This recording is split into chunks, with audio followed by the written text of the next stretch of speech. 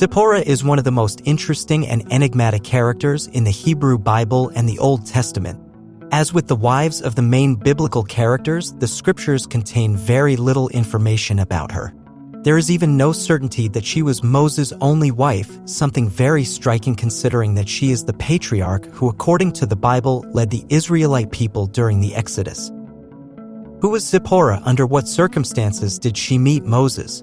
What were the main incidents of her life with Moses? And away from him, why did she complain about her intimate life with her husband according to the Midrash, the body of exegesis of the Torah? In this video, you will learn the answers to these and many other questions about Zipporah, a unique woman among female biblical figures. Let us begin. The family of Moses is one of the most enigmatic biblical themes.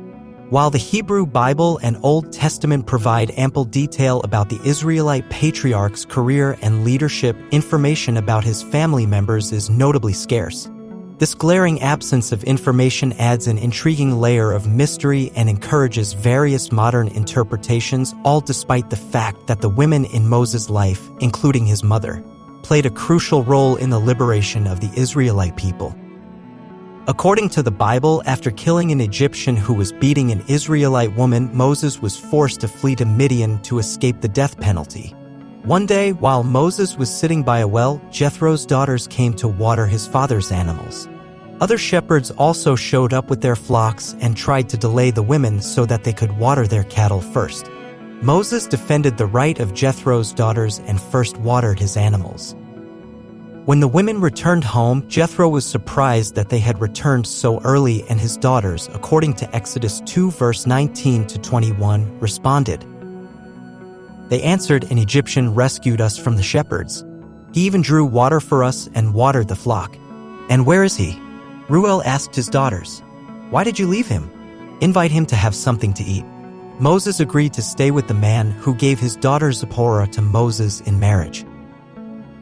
By defending Jethro's daughters from the arbitrariness of the shepherds, Moses refused to tolerate an evil action, and the subtle message behind it would be to show that the patriarch was not only concerned about the life and rights of the Israelites, but also those of other towns. Curiously, Exodus does not mention whether Moses loved Zipporah, but rather that he simply accepted her as his wife when she was given to him in marriage. Likewise, although there is a tendency to associate a shepherdess with a young woman, the Bible offers no indications about Zipporah's age, a gap that has given rise to some interpretations and speculations. Now, a rabbinic tradition holds that Zipporah was very young and beautiful when she married Moses. The same tradition points out that the patriarch's wife continued to be beautiful when she became an adult. According to the Bible, after Moses was given the mission to lead the Israelites out of Egypt, he left Jethro's house and took Zipporah and her sons Gershom and Eleazar with him. Gershom is the eldest son of Moses and Zipporah, and his Hebrew name is equivalent to resident or stranger. Elisa is the youngest son, and his Hebrew name means God is my help. Moses left for Egypt with his family and his children, but their names are not initially mentioned. After Exodus tells a famous story, ambiguous and difficult to read, in which God was about to kill Moses in a lodge on the road and Zipporah saved him. Exodus 4 verses 24 to 26 says, "At a lodging place on the way, the Lord met Moses and was about to kill him. But Zipporah took a flint knife, cut off her son's foreskin, and touched Moses' feet with it. 'Surely you are a bridegroom of blood to me,' she said. So the Lord let him alone. At that time she said bridegroom of blood, referring to circumcision." Why did God want to kill Moses at such a crucial moment? Possibly no biblical passage is as surprising as this one. Why does God intend to end Moses' life if he had shortly before entrusted him with the mission of freeing the Israelites from their slavery in Egypt? The most accepted explanation among biblical scholars is that God's fury was due to the fact that Moses was not circumcised, and that for this reason Zipporah circumcised her son and then performed a symbolic circumcision on her husband, thereby appeasing the divine wrath. The American biblical scholar Carol Myers maintains in her book Commentaries on the Exodus that there are only certainties about three things. The first is that the attacker is God, although it is difficult to understand why. The second is that with her actions, Zipporah avoids the threat to her husband. And the third is that the act of Moses' wife indicates her ritual experience. According to some interpretations of the passage, Zipporah understood what she had to do to save Moses' life and allow him to fulfill his mission. Moses' wife realized at a crucial moment that the fate of her family hung in the balance, remembering that her son was uncircumcised, and she acted quickly with an action that also saved Moses. The patriarch's wife, without mentioning her name, is referred to again in the Bible in the book of Numbers when Aaron and Miriam reproach her brother Moses for having married a Cushite woman. The Cushites are a group of dark-skinned African ethnic groups from the Horn of Africa in present-day Ethiopia, Somalia, and Eritrea, and part of the Red Sea coast of Sudan, who took their name from the ancient kingdom of Cush. Contemporary to the Egyptian Empire, Cush was the name that the Egyptians gave to Nubia. Numbers 12:1-2 points out. Miriam and Aaron began to talk against Moses because of his Cushite wife, for he had married a Cushite. 2. Has the Lord spoken only through Moses? They asked. Hasn't he also spoken through us?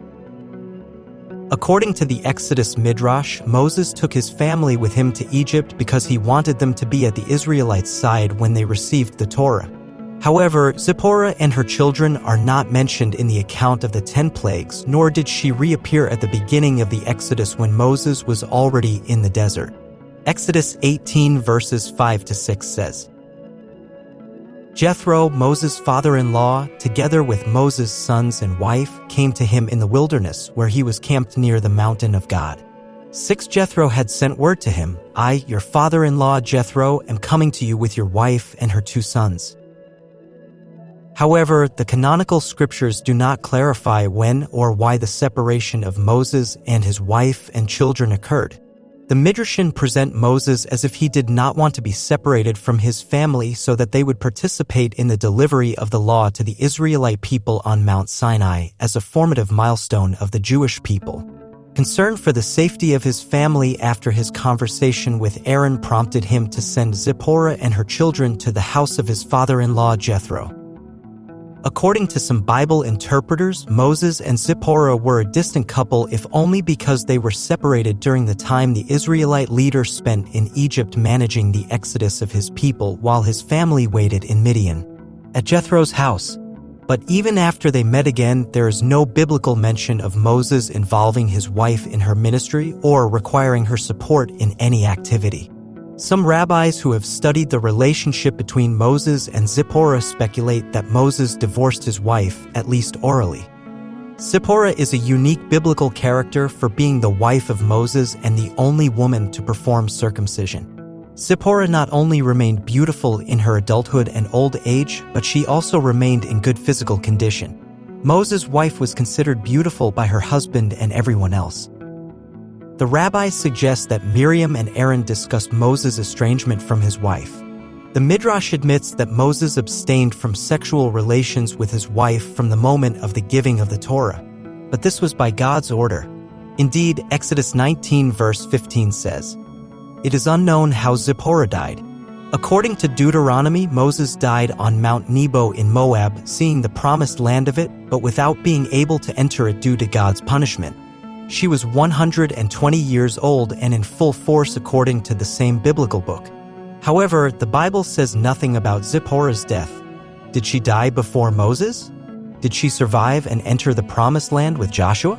It is known that the biblical narrative focuses on men, relegating women to secondary roles with some exceptions, which is less a religious issue than a cultural one. Consequently, details about Zipporah's later life and the circumstances of her death were not documented. We hope this video has been useful to you. If you have anything to add, please share it with us in the comments section. Share it with your family and your best friends so they also know more about Zipporah, Moses' wife. I say goodbye and it will be with me until the next video.